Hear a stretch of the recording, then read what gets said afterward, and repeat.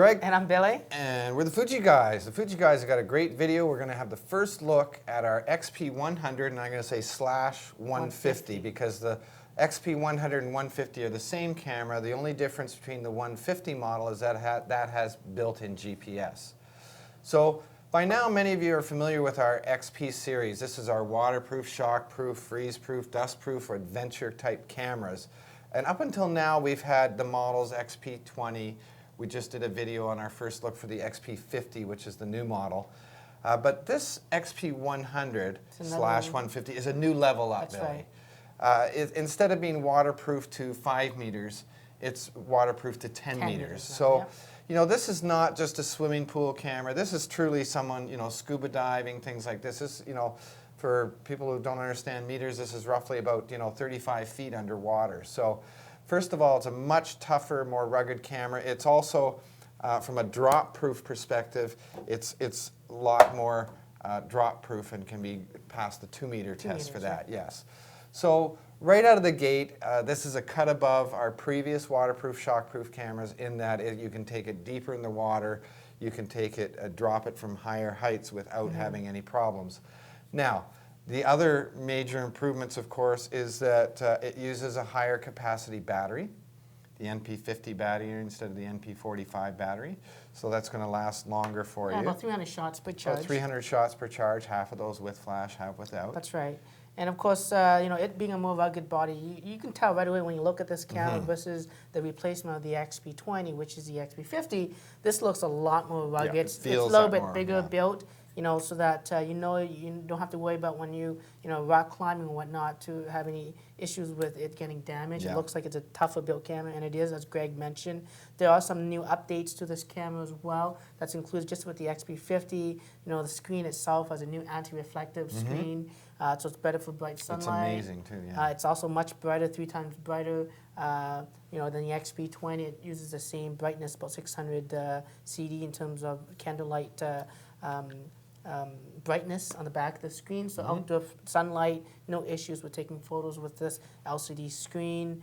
You know, it being obviously a shockproof, but also a waterproof camera as well, where you can take it down 10 meters, which is very close to scuba diving territory, actually, or light scuba diving. And you know, the door itself now has a newly built dual latch system. Yeah. So you know, you'd have to unlock the first one and the second one, and it flips open to give you access to of course, the batteries and the other slots that are in this camera. So of course, this one's going to be a little bit more money than our XP50, Billy. So.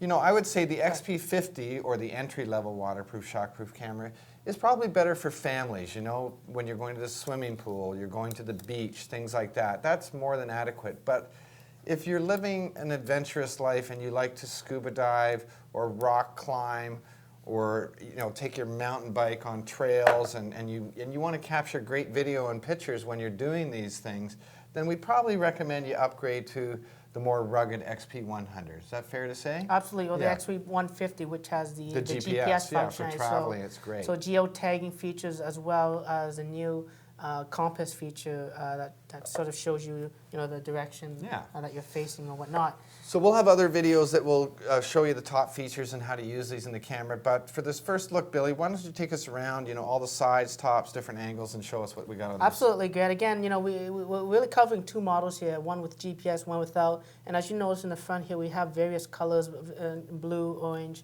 green, black, as well as silver. Depending on the region you're at, not all colors may be available for that. So we just want to show you the whole color lineup that's available for these 2 categories of camera. If we take a look at the front of the camera now, Greg, as you can see, more rougher looking, more tougher looking style camera. Even with the black outline on this camera here, it feels like it's being more protected, and it is actually. You got the flash in the front. You got the AF assist lamp that shoots the light out. You know, whether you're taking photos in low light or whether you're doing videos, you can actually enable the LED light to turn on, so that it helps you brighten up the scene.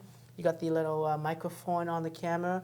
Of course, the camera uses a CMOS sensor now, so it's better for low light. It also, because of that CMOS sensor and the speed at which it operates, we can offer things like full HD movie, full HD video with this camera as well. So there's the microphone for that.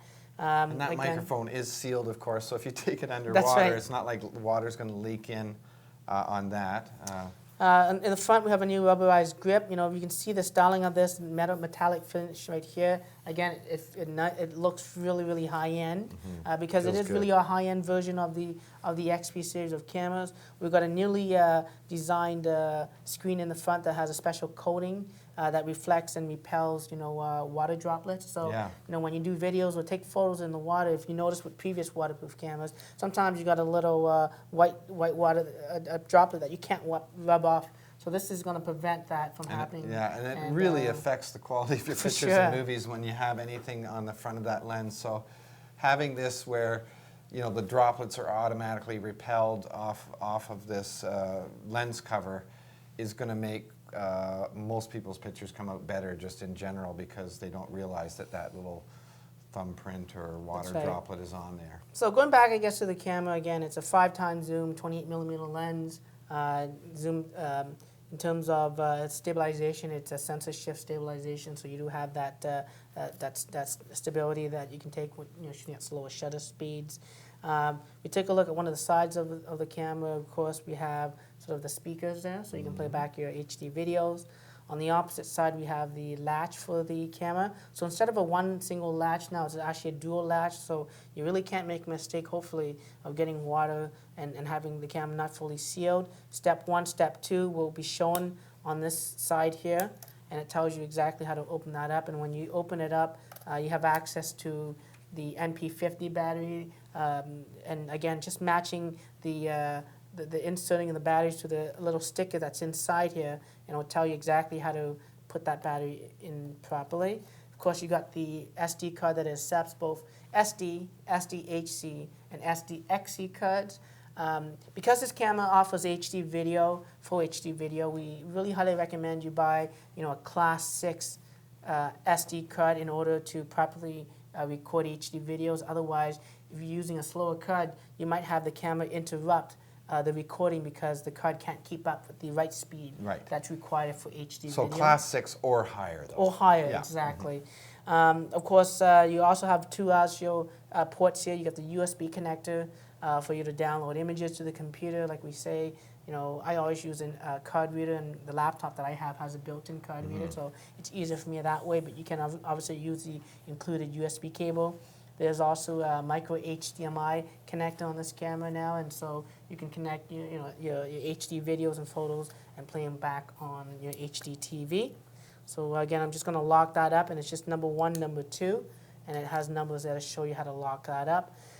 If we take a look at the bottom of the camera quickly, you have the tripod mount, and that's all there is to it.